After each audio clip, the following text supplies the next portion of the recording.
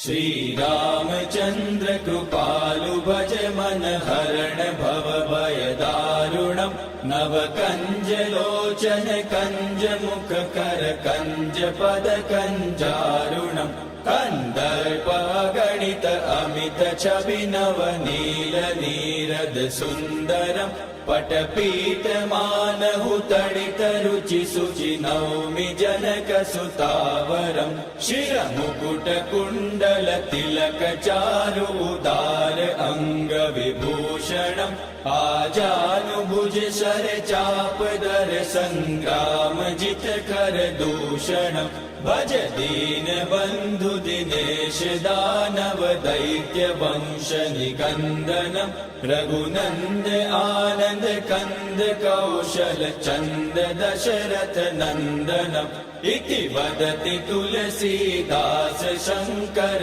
शेष मुनि मन रंजनम् मम हृदय कंज निवास कुरु कामादिकल दल गंजनम् मनु जाहि राचेहु मिलहि सोबरु सहज सुंदर सावरो करुणा निदान सुजान शील सनेहु जानत रावरो एहि भाति गौरी असीम सुनि सिय सहित हिय हर्षियलि तुलसी भवानी पूजि पूनि मुदित मन मंदिर चली सो जानि गौरी अनुकूल सिय हिय हर्षुन जाय कहि मंजूल मंगल मूल बाम अंग फहक न लगे श्री रामचंद्र कृपालु भज मन हरण भव भय दारुणम् नव